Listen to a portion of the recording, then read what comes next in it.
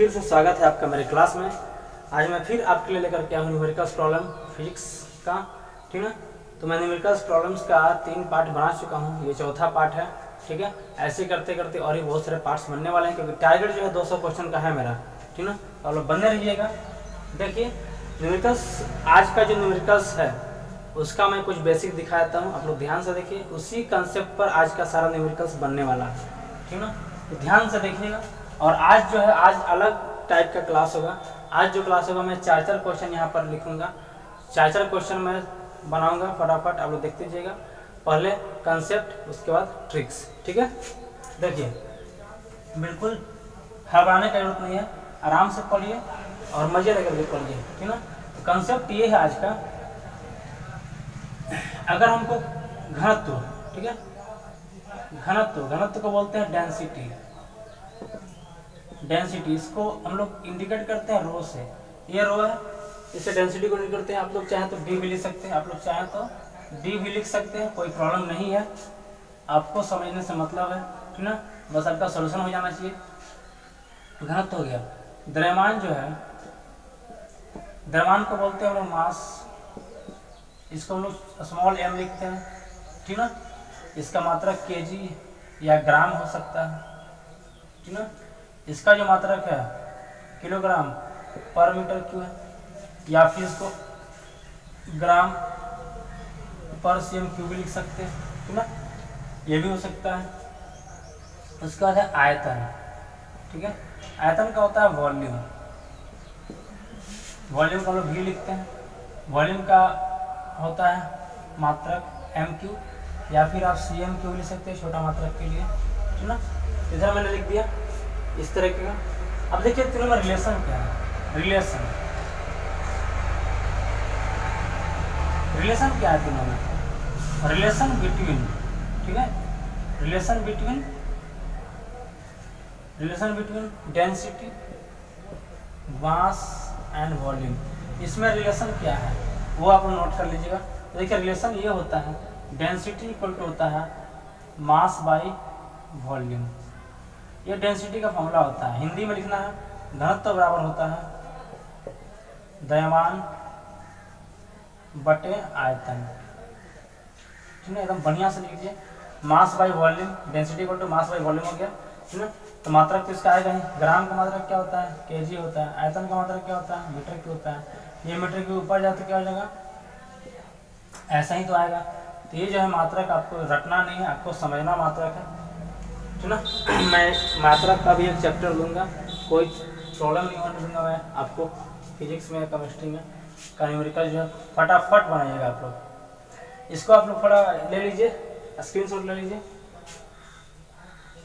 ठीक है। तो देखिए आगे बढ़ता हूँ। अगला जो टॉपिक है, और वाटर का जो डेंसिटी दिया रहेगा वो रहेगा 1000 ग्राम पर मीटर क्यूब। वाटर का डेंसिटी जो दिया रहेगा हम यहाँ पे लिख देते हैं, वाटर का डेंसिटी जो दिया रहेगा वो रहेगा 1000 किलोग्राम पर मीटर क्यूब, है ना। ये दिया रहेगा, आप लोग देख लीजिएगा। उसके बाद देखिए, और वाटर का डेंसिटी सबसे ज़्यादा किस टेम्परेचर पर होता है, 4 डिग्री सेल्सियस पर, ठीक ना।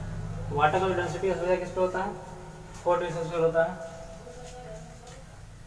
आइए अब आते हैं हम लोग गतिज ऊर्जा के बारे में। गतिज ऊर्जा का इंग्लिश होता है काइनेटिक एनर्जी, काइनेटिक एनर्जी। इसको हम लोग सिंबल में अगर रिप्रेजेंट करें तो सिर्फ ई लिखते हैं, या कहीं कहीं इसका सिंबल जो है के ई लिखा रहता है, तो आप लोग ई ही लिखिएगा कि ये आसान पड़ेगा। ई काइनेटिक एनर्जी, ठीक ना। और एक होता है स्थितिज ऊर्जा, स्थितिज ऊर्जा इसको बोलते हैं पोटेंशियल एनर्जी। इसका जो सिंबल हम रिप्रेजेंट करने के पी से करते हैं, ठीक ना, पी से, के ई पी हो गया, kinetic energy, potential energy, okay. तो ये होता क्या है, गति के कारण किसी वस्तु में उत्पन्न ऊर्जा को गतिज ऊर्जा कहते हैं, ठीक ना। The energy possessed due to its motion of the object is called kinetic energy. Represent करते हैं के ई से। आइए देखते हैं के ई के बारे में। के ई इक्वल टू होता है हाफ mv²।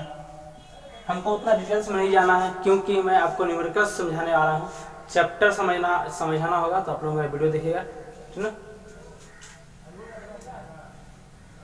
तो k equal to half mv², है ना। और यहाँ से बहुत सारे क्वेश्चन पूछे जाते हैं। क्या पूछे जाते हैं? पूछे जाते हैं कि अगर मास को किसी वस्तु का द्रव्यमान को दुगना कर देंगे, तिगुना कर देंगे तो गतिज ऊर्जा पर क्या फर्क पड़ेगा, ठीक ना। तो मैं क्वेश्चन में जरूर बताऊंगा। फिलहाल यहाँ पर देख लीजिए, अगर मास को दुगना कर दिए तो क्या हो गया, 2m हो गया, v² तो वैसे ही रहेगा। तो ये 2 जो है आगे आ जाएगा और इसको मैं पूरे को ब्रैकेट में लेता हूँ। तो देखिए ये क्या है, ये ke है, ये क्या है, ये ke है। तो नया वाला जो ke निकलेगा ke2, ठीक ना, वो पहले वाले ke से दुगना हो जा रहा है। अगर किसी वस्तु का द्रव्यमान को दुगना करते हैं, डबल करते हैं, तिगुना करते हैं या n गुना करते हैं, ठीक ना, तो उसका जो गति जाता है वो भी n गुना हो जाता है। तो यहाँ पर एक फॉर्मूला आप लिख लीजिए, ke2 इक्वल टू हो जाएगा n इंटू ke1, ठीक ना। n क्या है, कितना गुना किया जा रहा है उसके द्रव्यमान को। ये सिर्फ द्रव्यमान का याद रखिएगा, द्रव्यमान को n गुना करने से गति जो है वो n गुनी हो जाती है, इसको याद रखिए। और यहाँ पे जो भी दिया रहेगा दुगना तिगुना चौगुना यहाँ पर पुट करते जाइएगा, आपका आंसर आते जाएगा, ठीक ना। जल्दी सेक्शन सॉल्व कीजिए। चलिए अब आते हैं गति के बारे में। क्योंकि हाफ mv² यहाँ पर फॉर्मूला दिया हुआ था, मास तो मैंने दुगना कर दिया, आधा करेंगे तो भी वो आधा होगा, 1/3 करेंगे तो 1/3 होगा, ठीक ना। अब आते हैं वेलोसिटी के बारे में। अगर बोल रहा है वेलोसिटी को अगर दुगना कर दिया जाए या त्रिगुना कर दिया जाए तो क्या होगा, तो देखिए क्या होता है, हाफ mv²। तो v को मैंने डबल कर दिया, ठीक ना, हाफ m, ये कितना हो गया 4v²। ये 4 को हम बाहर निकालते हैं, 4 हाफ mv² हो जाता है, ठीक ना। तो ke2 इक्वल टू क्या हो गया, ये क्या है, ke है ना। तो 4 इंटू ke1, ke1 पहले का ke था, ये देख लीजिए। अभी ke2 ये निकला, वो 4 टाइम्स निकल गया ke1 का। तो क्या हो गया, अगर चूंकि यहाँ पर स्क्वायर है तो ध्यान यही देना है कि अगर स्क्वायर रहेगा तो फटाक से उसका स्क्वायर कर देना है। तो दुगुना दिया तो हमको 4 गुना कर देना है, ठीक ना। तिगुना दिया है तो 9 गुना कर देना है, ठीक है। तो जब भी गति को या वेग को, वस्तु के वेग को दुगना तिगुना या n गुना किया जाता है तो जो नया गति जाएगा वो उसका स्क्वायर गुना हो जाता है, ठीक है, वो उसका स्क्वायर गुना होता है। तो हम यहाँ पर लिख दे रहे हैं इसको, फॉर्मूला यहाँ पर नोट कीजिएगा। ke2 जो है वो n² गुना हो जाएगा ke1 का, ठीक है, इसको नोट कर लीजिए। अगर इतना गुना हो रहा तब, अगर वही डिवाइड में देगा तब आधा कर दिया गया, ठीक ना, तो उसका स्क्वायर का ही उतना भाग हो जाता है। जैसे देख लीजिए, अगर आधा कर दिया गया तो इस फॉर्मूला का इस्तेमाल करेंगे हम लोग, ठीक है। तो जो 1/2 कर दिया गया तो 1/4 हो जाएगा, 1/3 कर दिया गया तो 1/9 हो जाएगा। समझ में आ गया, ये भी समझ में आ गया। चलिए स्क्रीनशॉट ले लीजिए।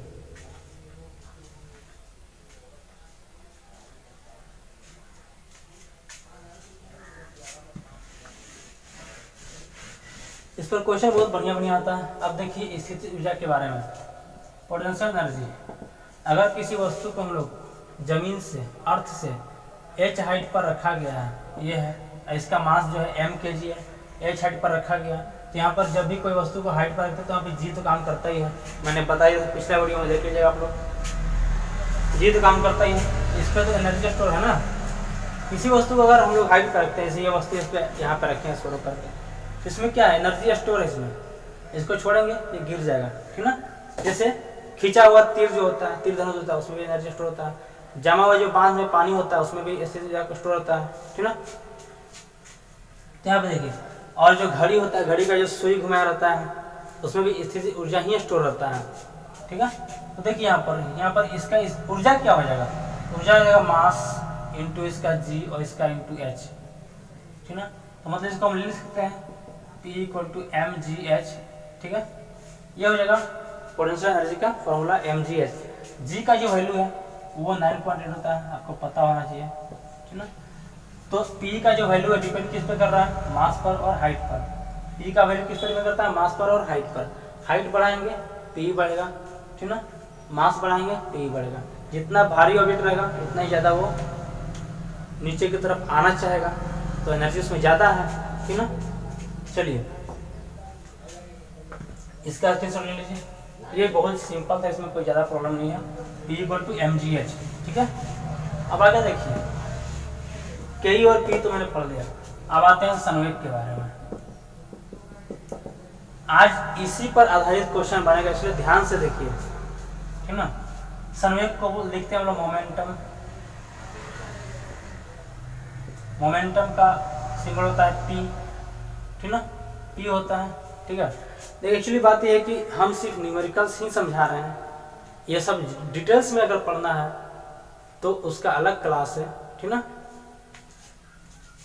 तो सिर्फ मोमेंटम अभी न्यूमेरिकल सिर्फ बताया जा रहा है, इसलिए इतना फटाफट मैं बता रहा हूँ सिर्फ फॉर्मूला को, ताकि आपका न्यूमेरिकल्स क्लियर हो जाए, ठीक ना। और क्लियर में अगर ज़्यादा पढ़ना है, डिटेल्स में पढ़ना है, तो उसका अलग वीडियो बनाया हुआ है, आप लोग देखिएगा। देखिए तो P इक्वल टू होता है mv। क्या होता है? P इक्वल टू mv होता है। मोमेंटम इक्वल टू होता है मास गुने वेलोसिटी। ये होता है द्रव्यमान, द्रव्यमान गुने वेग। यहाँ भी क्वेश्चन अच्छा आता है। अगर द्रव्यमान को दुगना कर दिया तो मोमेंटम क्या हो जाएगा? दुगना हो जाएगा। अगर वेलोसिटी को दुगना कर दिया तो मोमेंटम क्या होगा? दुगना हो जाएगा। तो उसी तरह से अगर द्रव्यमान को n गुना कर दिया जाए, ठीक ना, तो मोमेंटम क्या हो जाएगा? n गुना हो जाएगा। देख लीजिए, द्रव्यमान को या वेलोसिटी को, किसी को भी, ठीक ना, अगर यहाँ पर वेग को दुगना कर दिया जाएगा तो मोमेंटम में क्या हो जाएगा? दुगना हो जाएगा, ठीक है। n गुना कर देते हैं ताकि आपको समझ में आएगा। यहाँ पर मास को n गुना किया गया और यहाँ पर वेलोसिटी को n गुना किया गया। अगर दोनों को कर दिया गया दुगना, दोनों को दुगना कर दिया गया, तो क्या करेंगे हम लोग? तो हम लोग n स्क्वायर कर देते हैं सीधे। क्या करते हैं? n स्क्वायर करते हैं, ठीक है। मास और वेलोसिटी दोनों को अगर दुगना, ध्यान से सुनिएगा, मास और वेलोसिटी दोनों को दुगना किया गया है या n गुना किया गया है, तो क्या हो जाएगा? n स्क्वायर गुना हो जाएगा। लेकिन अगर अलग अलग किया गया है, जैसे एक और कंडीशन, अगर इसको दुगना किया गया और इसको तिगुना किया गया है, यानी कि इसको किया गया है n गुना और इसको किया गया है m गुना, ये हो जाएगा m × n गुना। जैसे दुगना किया गया, तिगुना किया गया, तो कितना गुना हो गया? 6 गुना हो गया, ठीक है। आधा करेंगे तो भी वही फॉर्मूला आएगा। ये आधा किया गया तो ये भी आधा हो जाएगा, ये 1/n नीचे आ जाएगा, ठीक है। समझ गए आप लोग? इसको स्क्रीनशॉट ले लीजिए। और जहाँ तक बात करें इसका मात्रक का, तो मात्रक जो है तो यही निकल जाता है। जैसे पोटेंशियल, जैसे ये है मोमेंटम है, mv है, मास का क्या होता है? kg होता है। वेलोसिटी क्या होता है? मीटर/सेकंड होता है। तो इसका हो गया मात्रक। मात्रक रखना नहीं, मात्रक सिर्फ समझना है, फॉर्मूला से ही सारा मात्रक निकल जाता है, ठीक ना। इसको ले लीजिए स्क्रीनशॉट। तो इतना समझ आप लोग को आ गया होगा। बढ़िया से वीडियो को पॉज करके देखिएगा, विस्तार से, एकदम आराम से, अच्छा समझ करके। वीडियो लंबा हो सकता है, इसीलिए आप लोग पॉज करके देखिएगा आराम से, ठीक है, सब समझ में आ जाएगा। अब आते हैं रिलेशन बिटवीन। ये बहुत ही ज़बरदस्त टॉपिक है, इससे अधिकांश क्वेश्चन आते रहते एग्जाम में अक्सर। Relation between P and Ke। देखिए, relation between P and Ke, ये क्या था? ये था मोमेंटम। और ये क्या था? ये था, हिंदी में देते हैं, इंग्लिश वाले मोमेंटम। और ये क्या है? गतिज ऊर्जा। गतिज ऊर्जा, तो दोनों में क्या रिलेशन है? इससे क्वेश्चन बहुत अच्छा पूछता है। दोनों में क्या रिलेशन है? क्वेश्चन आप लोग देखे होंगे सेट में कि अगर संवेग को दुगना कर दिया जाए तो गतिज ऊर्जा पर क्या असर पड़ता है ना। सुनिए, देखेंगे आप लोग क्वेश्चन। चलिए यहाँ पर देखिए। तो चूंकि P इक्वल टू क्या होता है? mv होता है, हमने पढ़ लिया अभी। और K इक्वल टू क्या होता है? या सिर्फ E लिखते हैं? चलिए सिर्फ E लिखते हैं, K लिखने में थोड़ा टाइम ज़्यादा जा रहा है। E इक्वल टू क्या होता है? हाफ mv² होता है। एक गौर कीजिए कि दोनों में mv है कि नहीं है? दोनों में mv है ना, दोनों में ही mv है। चलिए, mv दोनों में है तो अच्छी बात है। अब यहाँ पर देखिए, क्या हम इसको m/m से इंटू कर सकते हैं? ऐसा क्यों करेंगे? ताकि mv में आ जाए। mv तो है लेकिन यहाँ v स्क्वायर है, m को भी तो स्क्वायर करना पड़ेगा ताकि दोनों एक लेवल में आ जाए, ठीक ना। इसे मैंने m और m से इंटू किया। चलिए, ये हो जाएगा नीचे में 2m और ऊपर में क्या हो जाएगा? mv का होल स्क्वायर हो जाएगा। ठीक है, अगर हम इसको ऐसे लिखेंगे mv का होल स्क्वायर, तो क्या हम इसको mv को p लिख सकते हैं क्या? p स्क्वायर बाई 2m, ये एक रिलेशन आ गया, देख लीजिए बढ़िया से, p square equal to 2m, ये रिलेशन आ गया। इसी रिलेशन की हम बात करते हैं और इस रिलेशन से बहुत अच्छे अच्छे क्वेश्चन बनाए जाते हैं। तो देखिए क्वेश्चन क्या बनाए जाते हैं, ठीक ना। यहाँ से आप ये भी कर सकते हैं, p स्क्वायर इक्वल टू हो जाएगा 2 इंटू ये e क्या है, काइनेटिक एनर्जी है, ठीक ना, और p इक्वल टू क्या हो जाएगा फिर √2 e इंटू एम। ये क्या है, काइनेटिक एनर्जी है। ध्यान दीजिएगा E से काइनेटिक एनर्जी होता है, यहाँ पर E equal to kinetic energy लिखा हुआ है, हम साइड में यहाँ पे लिख देते हैं। E जो है वो काइनेटिक एनर्जी को रिप्रेजेंट कर रहा है, ठीक है, क्लियर है। चलिए, तो क्या क्वेश्चन पूछता है? क्वेश्चन यह पूछता है कि अगर संवेग को दुगना कर दिया जाए तो काइनेटिक एनर्जी पर क्या असर पड़ता है। तो यहाँ पर देखिए संवेग इधर है, जिस चीज़ को दुगना किया जा रहा है वो राइट साइड में रहना चाहिए। अगर बोला जाए काइनेटिक एनर्जी को दुगना किया जा रहा है तो ये राइट साइड में आ जाएगा, ठीक ना। इसलिए मैंने दोनों फॉर्मूला को लिखवा दिया है। तो अगर संवेग को दुगना कर दिया गया तो काइनेटिक एनर्जी पर क्या असर पड़ेगा? तो ये एनर्जी 2 हो गया ना, पहले तो ये था ही, अब उसको दुगना कर दिया गया, तो यहाँ पर दुगना करेंगे तो क्या हो जाएगा, यहाँ पे भी स्क्वायर है, क्या हो जाएगा ये 2p का होल स्क्वायर, नीचे क्या है 2m है, इसको अच्छा से लिखते हैं 2p का स्क्वायर, 2p का होल स्क्वायर है, तो होल स्क्वायर करें तो क्या हो जाएगा ये 4p का होल स्क्वायर हो जाएगा, नीचे क्या है 2m हो गया। अब यहाँ पर ध्यान देने वाली बात ये है कि ये जो सेक्शन है ये वाला, ये क्या है, ये E है, एनर्जी 1 है, जो पहले था तो 4 इंटू एनर्जी 1 हो गया, ठीक है, मतलब दुगना किया तो ये 4 गुना हो गया। यहाँ भी स्क्वायर है, n गुना करेंगे n स्क्वायर हो जाएगा, ठीक ना। अगर हाफ करेंगे तो 1/4 हो जाएगा क्योंकि स्क्वायर है। तो चलिए इसका भी फॉर्मूला लिख देते हैं, फटाफट इसका स्क्रीनशॉट ले लीजिए।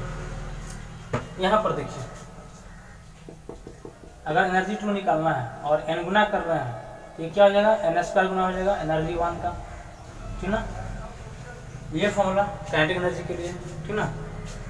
अगर इसको हाफ कर रहे हैं तो एनर्जी 2 जो निकलेगा 1/n का स्क्वायर निकलेगा, ठीक है, क्लियर हो रहा है ना। चलिए, यही क्वेश्चन जो इसमें आता है, इसको स्क्रीनशॉट लीजिए पूरा फुल। चलिए अब आते हैं क्वेश्चन में। सब कुछ आप लोग एक बार वीडियो को रिवाइज करके देख लीजिएगा और उसके बाद क्वेश्चन बनाइएगा तो बहुत अच्छा समझ आएगा। आप क्वेश्चन देख करके खुद से ही बनाने की कोशिश कीजिएगा, वॉच करके क्वेश्चन को। उसके बाद नहीं बनेगा तो आप लोग वीडियो को आगे बढ़ा करके देख लीजिएगा क्या हो रहा है, कैसे हो रहा है ना।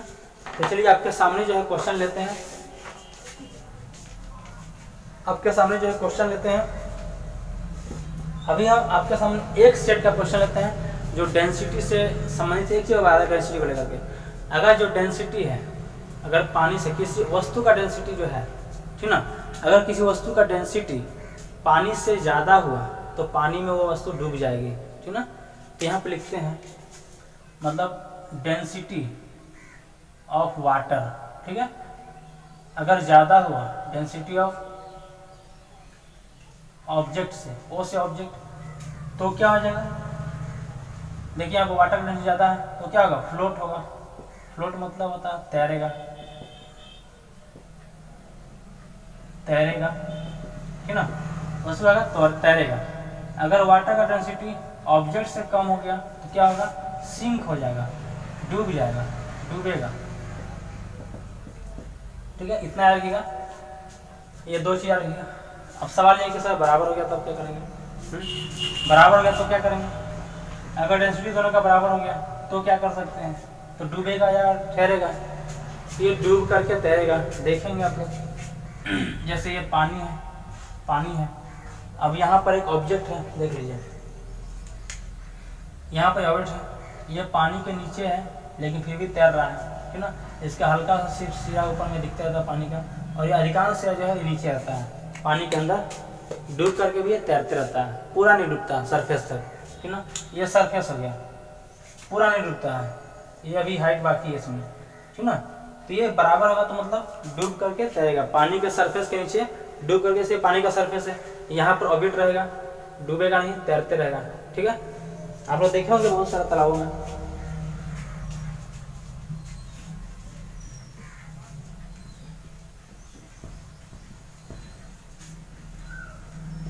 आइए फटाफट क्वेश्चन लिया जाए और बनाना शुरू किया जाए। एकदम ज़बरदस्त क्वेश्चन है, आपको जरूर बनेगा, मैं वादा करता हूँ आप जरूर बनाइएगा। ठीक ना, ये देखिए पहला क्वेश्चन है, चांदी का अपेक्षिक घनत्व तो 10.8 है।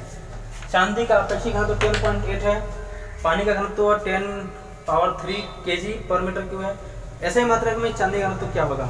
ठीक है, सब कुछ यहाँ पर दिया हुआ है, अपेक्षिक घनत्व दिया हुआ है, रिलेटिव डेंसिटी दिया हुआ है। ठीक ना, क्या दिया हुआ? रिलेटिव डेंसिटी दिया हुआ है। तो यहाँ पर हम आरडी लिखते हैं, आरडी का मतलब था रिलेटिव डेंसिटी, बातों पर ध्यान दीजिएगा, 10.8। ठीक ना, और यहाँ पर डेंसिटी दिया हुआ है पानी का, डेंसिटी ऑफ वाटर दिया हुआ है, यहाँ पर DW करते हैं, कितना दिया हुआ है? 10⁻³ किलोग्राम पर मीटर क्यूब। ठीक है, ये दिया हुआ है। हमको रिलेटिव डेंसिटी, हमको डेंसिटी ऑफ ऑब्जेक्ट निकालना है, चांदी का डेंसिटी निकालना है। ये चांदी का रिलेटिव डेंसिटी दिया हुआ है और ये वाटर का डेंसिटी दिया हुआ है, हमको निकालना है चांदी का डेंसिटी। बनाइए फटाफट और मिलाइए कैसे बन रहा है। ठीक ना, तो रिलेटिव डेंसिटी इक्वल टू होता है density of object by density of water, density of object by density of water. ठीक है, तो डेंसिटी ऑफ ऑब्जेक्ट कितना हो गया? निकालना है हमको, ये निकालना है। ठीक है, तो बताइए अगर ये निकालना तो क्या होगा? इधर इंटू हो जाएगा, रिलेटिव डेंसिटी इंटू DW। ठीक है, तो रिलेटिव डेंसिटी कितना दिया? 10.8 दिया हुआ है और ये 10⁻³ दिया। ये आपका आंसर हो जाएगा, क्योंकि ये फर्दर सोल्यूशन नहीं होगा। ओके, चलिए मिला लीजिए फटाफट। और देखिए अगला क्वेश्चन जो है, अगला क्वेश्चन में ध्यान दीजिएगा, ज़्यादा फास्ट होगा तो वीडियो को पहुँचेगा, समझिएगा आराम से। 50 ग्राम के किसी पदार्थ का आयतन 20 cm³ है। 50 ग्राम, ग्राम क्या दिया हुआ है? ये मास दिया हुआ है, 50 ग्राम मास है। आयतन कितना दिया? 10 cm³ दिया हुआ है। आयतन कितना दिया? वॉल्यूम कितना है? 10 cm³ है, ग्राम cm³। ठीक है, तो 1 ग्राम पर cm³ पानी में ये डूबेगा कि तैरेगा? 1 ग्राम पर cm³। पानी का कितना दिया डेंसिटी? वाटर का डेंसिटी कितना दिया है? यहाँ पे देखते हैं वाटर का डेंसिटी 1 ग्राम पर cm³, मैंने लिखा दिया था इसका। तो देखिए ग्राम cm³ में सब कुछ है, कोई प्रॉब्लम नहीं है। हमको क्या करना है? इसको बनाना है। तो पानी में ये तभी डूबेगा जब डेंसिटी वाटर से ज़्यादा, पानी में तब ये तैरेगा जब डेंसिटी वाटर से कम होगा। तो चलिए वाटर का डेंसिटी हमको पता है 1। हम निकालते हैं ऑब्जेक्ट का डेंसिटी। तो डेंसिटी इक्वल टू क्या लिखा था फॉर्मूला, बताइए आप लोग। डेंसिटी का जो फॉर्मूला था वो था मास बाई वॉल्यूम। क्या था? मास बाई वॉल्यूम। मास कितना है? 20 ग्राम। वॉल्यूम कितना है? 10 है। कट गया, कितना आ गया? 2 आ गया। अब बताइए 2 आ गया, यहाँ पर 1 है। ज़्यादा है या कम है? ज़्यादा है। ऑब्जेक्ट क्या होगा? डूब जाएगा। ऑब्जेक्ट क्या होगा? डूब जाएगा। चलिए आप लोग अपनी नैया को मत डूबने दीजिएगा, आप लोग अपनी नैया को संभाल कर रखिएगा, ठीक ना।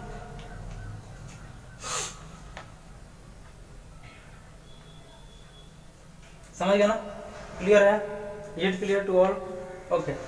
डेंसिटी ज़्यादा है ऑब्जेक्ट का तो डूब जाएगा, कम रहेगा तो नहीं डूबेगा। आइए ये 2 सेट क्वेश्चन है, ये दोनों एक टाइप का क्वेश्चन था इसलिए मैंने दोनों को एक साथ लगाया है। आइए और 2 क्वेश्चन लेते हैं, ठीक ना। 20 ग्राम की गोली 10 मीटर पर सेकंड के वेग से, 20 ग्राम की गोली है, मास दिया हुआ 20 ग्राम, 10 मीटर पर सेकंड क्या दिया हुआ है? वेग दिया हुआ 10 मीटर पर सेकंड वेग दिया हुआ है। बंदूक छोड़ी जाती है, गोली द्वारा प्राप्त गतिज ऊर्जा क्या होगा? गोली द्वारा प्राप्त गतिज ऊर्जा क्या होगा? तो देखिए गतिज ऊर्जा E इक्वल टू क्या होता है? हाफ mv² होता है। क्वेश्चन देखिएगा, बनाते जाइएगा। हाफ mv² होता है, हाफ m कितना? 20 है, 10 का स्क्वायर 100 हो गया, ठीक ना। ये 10 से काट देते हैं, कितना हो गया? ये 1000 हो गया, ठीक ना। अब यहाँ पर देखिए ग्राम में दिया हुआ है, क्या दिया? ग्राम में दिया। क्या करेंगे इसको? 1000 से डिवाइड कर देंगे, कट गया, कितना आ गया? 1 जूल। जूल क्यों? ऊर्जा का मात्रक जूल होता है, ठीक है। आइए दूसरा क्वेश्चन देखिएगा, आपके वहाँ पर है, स्क्रीन पर है। m तथा 2m द्रव्यमान के 2 पिंडों का समान वेग से चल रहे हैं, इनकी गतिज ऊर्जा का अनुपात क्या होगा? देखिए एक ऑब्जेक्ट जो है A, उसका द्रव्यमान दिया है m, दूसरा ऑब्जेक्ट B है, उसका द्रव्यमान दिया है 2m। दोनों के गतिज ऊर्जा का, दोनों का वेग जो है समान है, दोनों का वेग क्या है? समान है, v है, दोनों का वेग समान है। इसका गतिज वेग का अनुपात क्या होगा, what is the ratio of kinetic energy. तो पहला मान लेते E1, दूसरा मान लेते E2, ठीक ना। फॉर्मूला क्या होता है, half mv², half mv²। m कितना है इसका, m है। v कितना है, v² सेम है। इसका भी क्या हो जाएगा, हाफ mv²। m कितना है इसका, 2m है। v² सेम है। ये कट गया, कितना आ गया, m भी कट गया, कितना आ गया, 1 और 2, ऊपर 1 नीचे 2। आप इनको सॉल्व कर सकते हैं कैसे, जब पता है कि आपका वेलोसिटी इक्वल है तो उसको लीजिए मत, हाफ हाफ कट गया उसको मत लीजिए, m/2m कर दिए, m कट गया, 1/2 आंसर आ जाएगा, ठीक है। आपको सिर्फ क्या करना है, m/2m, ये भी कट गया, 1/2 आंसर आ जाएगा, ठीक है। ये हो गया इसका शॉर्टकट तरीका। अगला क्वेश्चन जो आपको देखिएगा स्क्रीन पर और बनाने की कोशिश कीजिए। किस वस्तु के संवेग को तिगुना करने पर उसकी गति क्या हो सकती है। संवेग को तिगुना किया गया, यानी कि मोमेंटम को 3 गुना कर दिया गया, ठीक है, 3 गुना, तो 3 गुना किया गया, सॉरी, तो गतिज पर क्या असर पड़ेगा। तो क्या बताए थे, गतिज क्या होता है, p²/2m होता है, ठीक ना। तो चूंकि इसको 3 गुना किया जा रहा है तो सिर्फ यहाँ पर आप 3 टाइम्स लिख दीजिए, कितना हो गया, 9 गुना हो गया, आंसर आपका आ गया, ठीक है। बड़े सारे 2m कहाँ गया, 2m कुछ नहीं, 2m कैंसिल हो जाता है, ठीक है। ज़्यादा डिटेल्स में जाइएगा बच्चे तो देखिए सर मैं बनाता हूँ डिटेल्स में। मैंने क्या बताया था, मोमेंटम 3 गुना हो, n गुना हो, उसको सिर्फ स्क्वायर कर देना है, याद कीजिए। तो 3 गुना किया, ये 9 गुना हो गया, ठीक है, आंसर हो गया कंप्लीट। डिटेल्स में पढ़ना है, समझाना है, तो देखिए ऐसे बनेगा। क्या करेंगे, E1/E2, ओके। E1 कितना था, E1 था p²/2m, E2 कितना होगा, इसको 3 गुना कर दिया गया तो 9p²/2m। देखिए ये 2m के कैंसिल गया, p कैंसिल गया, कितना हो गया, 1/9 बच रहा है ना, 1/9 बच रहा है। क्रॉस मल्टीप्लाई करेंगे क्या निकल जाएगा, E2 = 9 × E1। देखिए यही तो मैंने बताया था ना, n गुना किया, n² E1 किए थे, फॉर्मूला देखिएगा। तो आप डायरेक्ट यहीं से तो बना सकते हैं, इतना करने की क्या जरूरत है, ठीक है। आइए अगला क्वेश्चन देखते हैं, सेट किया जाए। अब ये जो क्वेश्चन दिख रहा होगा, अगर आप लिखे नहीं होंगे तो वीडियो को बैक करके आराम से लिख लीजिएगा। ये जो 2 क्वेश्चन सेट हुआ है ये भी सेम है, ये MGS पर डिपेंड, MGS फॉर्मूला पर आधारित क्वेश्चन है। पृथ्वी से कितनी ऊंचाई पर 1 kg मतलब क्या दे दिया, ये द्रव्यमान दे दिया, ठीक ना। मैं यहाँ पर लिख रहा हूँ क्या कर दिया, लेकिन आपको लिखने का जरूरत नहीं, आपको डायरेक्ट सॉल्यूशन करना है एकदम फटाक से, ठीक ना, कोई सोचना नहीं है, बेधड़क। द्रव्यमान के पिंड की स्थिति ऊर्जा 1 जूल है, स्थिति ऊर्जा मतलब P कितना है, 1 जूल है, ठीक ना। तो इसका क्या दिया हुआ है, ऊंचाई, कितनी ऊंचाई पर, ऊंचाई दिया हुआ है, मतलब ऊंचाई निकालना है। तो फॉर्मूला क्या होता है, P = होता है mgh, h निकालना है, h = क्या हो जाएगा, P/mg। चलिए वैल्यू पुट करिए फटाक से। P कितना दिया हुआ है, 1 जूल, E कितना दिया हुआ, P हो गया 1 जूल, और ये कितना दिया, mg, मास कितना 1, G का वैल्यू पता है 9.8, G का वैल्यू दिया हुआ है 9.8, नहीं दिया हुआ तो 9.8 लेंगे।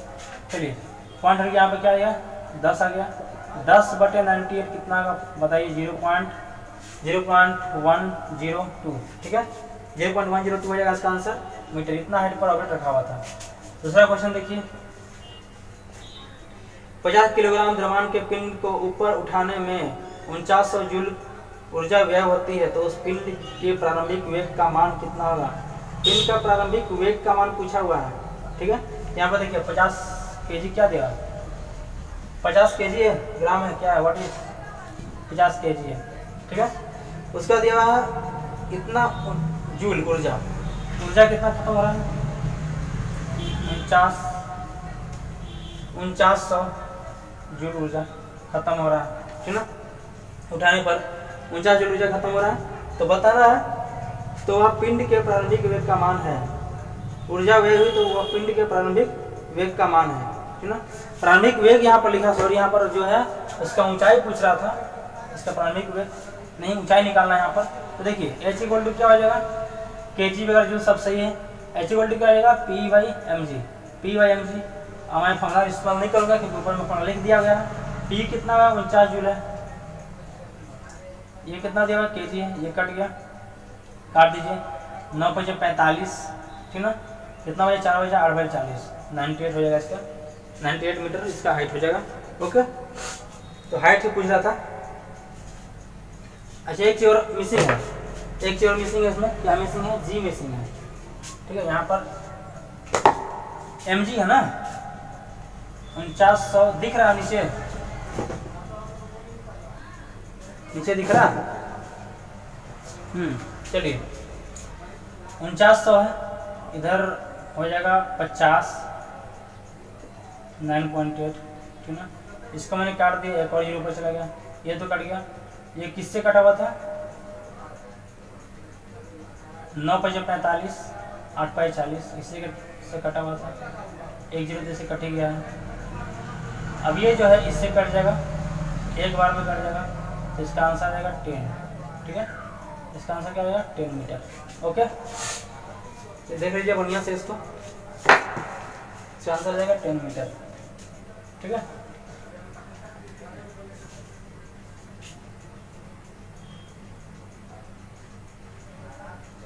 इसका स्क्रीनशॉट ले लीजिए आप लोग।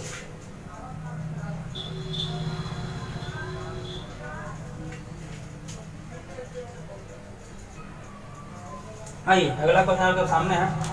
यहाँ पर देखिए, यदि 320 जूल कार्य करने में, 320 जूल कार्य का क्या होता है? Symbol W। 320 जूल कार्य करने में एक मशीन को 5 सेकंड का टाइम लगता है। टाइमिंग दिया 5 सेकंड।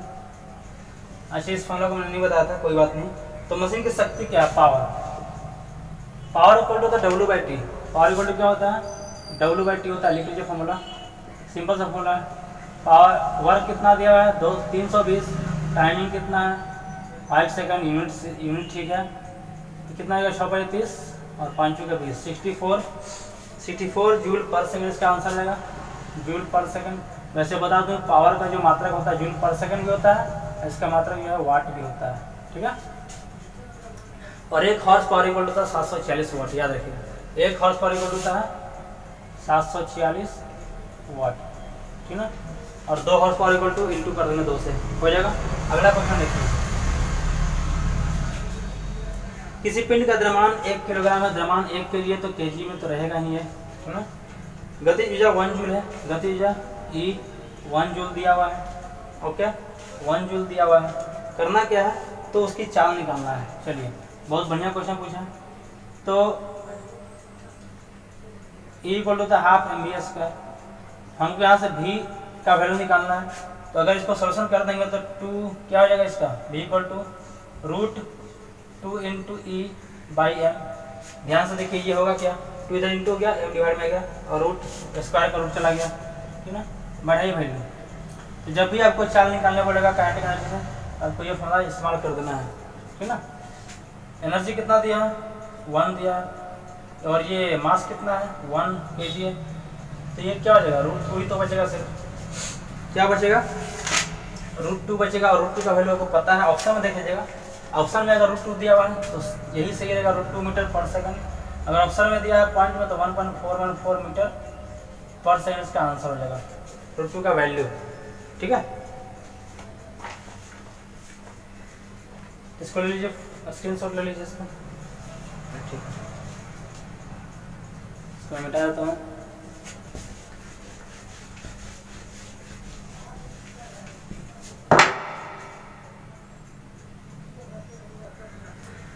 फिर से 2 क्वेश्चन आ गया।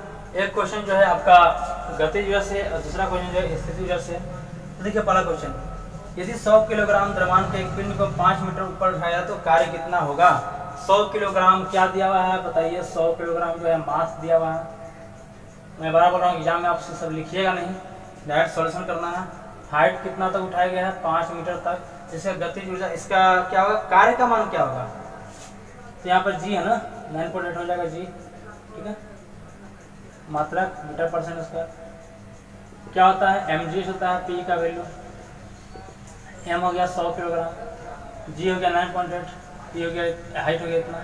इसको मैंने हटा दिया, ये कट गया, कितना आ गया? 4500 आ जाएगा। देख लीजिएगा ध्यान से, 4500 नहीं, सॉरी 4900 आ जाएगा इसका। 8/40 की 0 और 45 49। है ना, इतना जूल आ जाएगा। जूल आ गया। अगर केजी में करना होगा तो इसको 1000 से डिवाइड कर देंगे, 4.9 किलो जूल हो जाएगा। अगर जूल में रहेगा तो 4900, किलो जूल में रहेगा तो 1000 से डिवाइड कर देंगे, ठीक ना। अगला क्वेश्चन गति ऊर्जा का, दो समान द्रव्यमान वाले पिंड, द्रव्यमान समान है, ठीक ना, जो एक वेग से चल रहे हैं, समान वेग से चल रहे हैं, v और 3v, गति ऊर्जा का अनुपात क्या होगा, v और 3v। मास तो यहाँ पर सेम है, ठीक ना, मास यहाँ पर सेम है। गति ऊर्जा का क्या होता है, तो हम लिखते हैं के E1/E2, अनुपात निकालना, E1/2 कर दिया मैंने। फिर E1 कितना होता है, हाफ mv² होता है, mv², इसका v कितना दिया, v², और यहाँ पर दिया हुआ है 3v², ठीक है, 3v²। ये हाफ हाफ कट गया, मास मास कट गया, समान था। यहाँ पे कितना हो गया, v²/9v², v² कट गया 1/9। पूछा है किससे, पूछा है किससे, उनकी गति ऊर्जा का अनुपात क्या होगा, चलिए 19 या 91, कुछ भी हो सकता है आंसर इसका। फिर गति ऊर्जा का अनुपात पूछा है, ऐसा नहीं पूछा कि पहला का दूसरे से क्या होगा अनुपात। अगर पहला का दूसरे से पूछता तो ये होता, दूसरा का पहले से पूछता तो ये होता, है ना। लेकिन यहाँ पर सिर्फ गति ऊर्जा का अनुपात पूछा, तो आप कोई भी ऊपर नीचे ले सकते हैं, ठीक है। इस क्वेश्चन को लीजिए, अगला क्वेश्चन देखा जाएगा।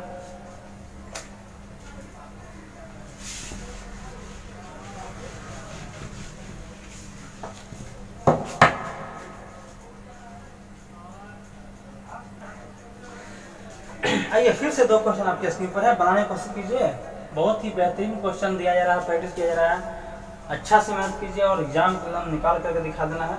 2 किलोग्राम द्रव्यमान के पिंड में 2 किलोग्राम क्या दिया, मास दिया 2 kg, ठीक है, लिख दिया। 0.1 मीटर प्रति सेकंड के वेग से क्या दिया, वेग 0.1 मीटर प्रति सेकंड के वेग से 1 सेकंड में कितना मीटर। गतिज ऊर्जा का मान कितना होता है, गतिज ऊर्जा E निकालना है आपको, E क्या होता है, हाफ mv² फॉर्मूला लगा दिया मैंने यहाँ पर, एग्जाम में आपको डायरेक्ट करना है।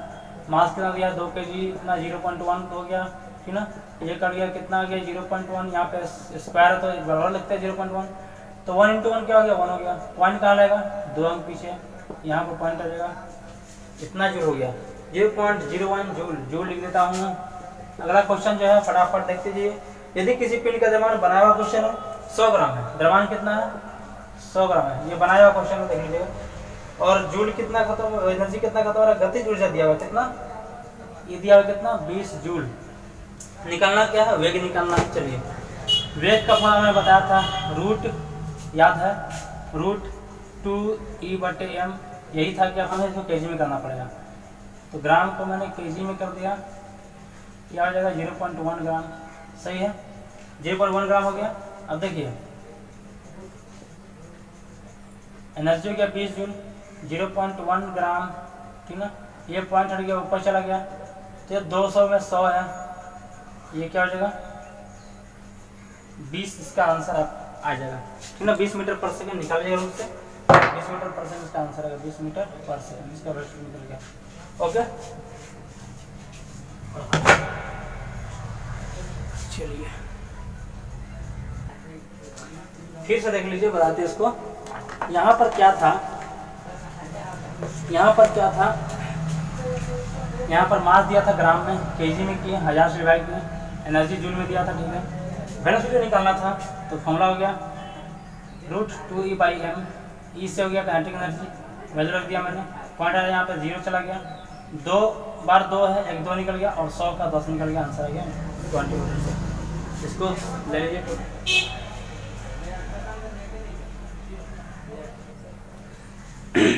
इसको मिलाता हूँ, ध्यान दीजिएगा। अगर मैं गलती करता हूँ तो इससे यह समझ में आता है, इसमें भी एक टेक्निक है, गलती करने में एक टेक्निक यह है कि आप वो गलती नहीं कीजिएगा, ठीक ना।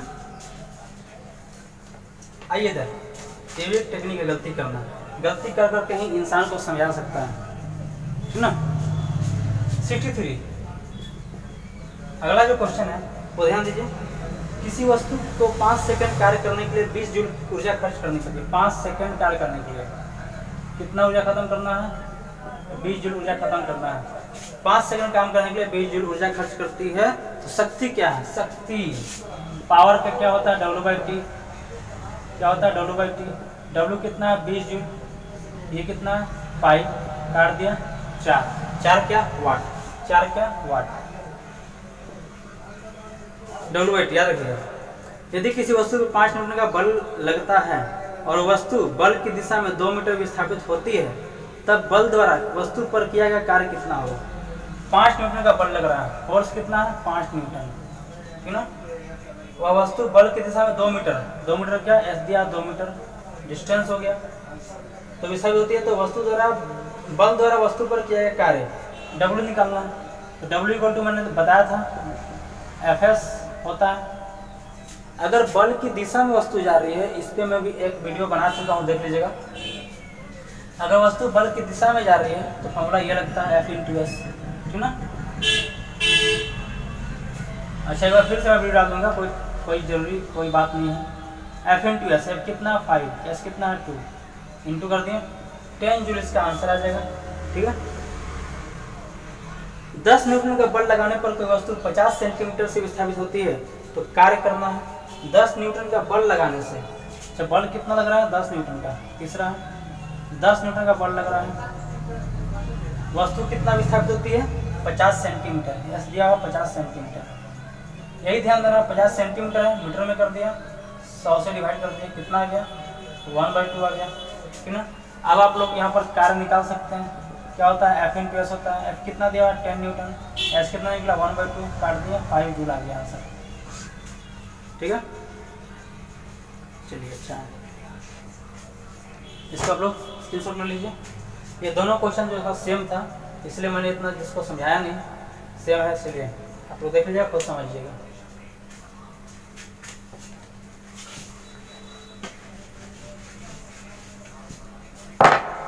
चलिए अगला जो 2 क्वेश्चन है वो ध्यान दीजिए।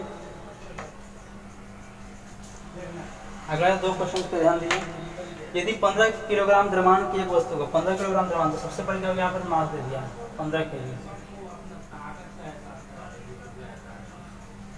4 मीटर पर सेकंड की चाल से, ये कितना 4 मीटर पर सेकंड की चाल से चल रही है, तो गति ऊर्जा कितनी होगी।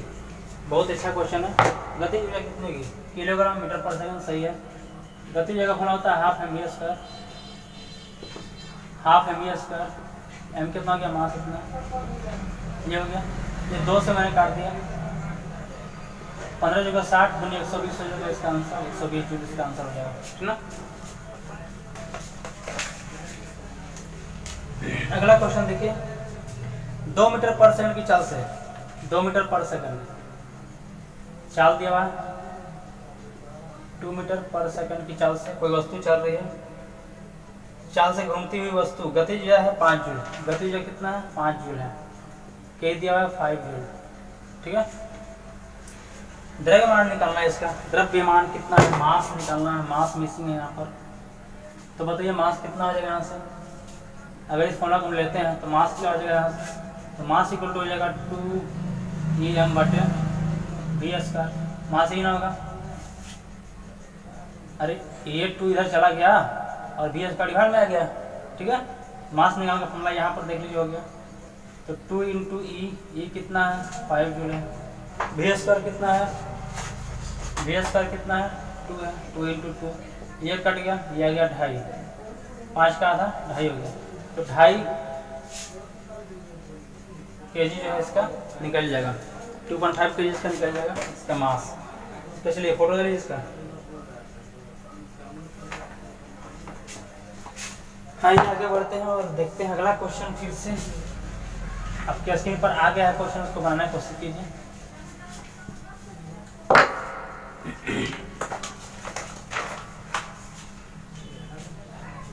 एक मनुष्य 6 सेकंड में 120 जूल कार्य उत्पन्न करता है,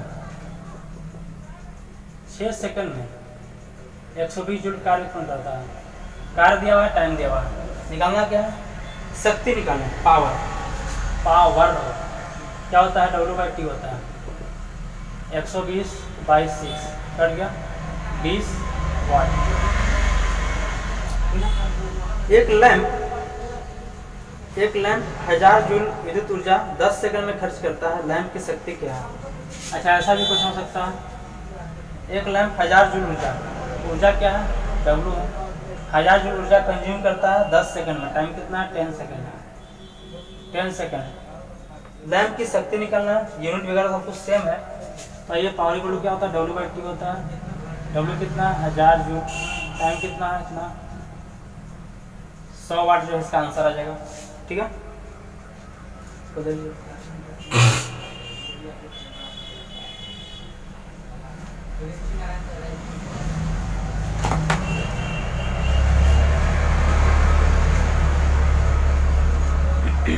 चलिए आज के लिए इतना काफ़ी है। कल फिर से इसका वीडियो मैं लोड करूँगा, आप लोग देखते रहिए। तब तक के लिए thank you, best of luck.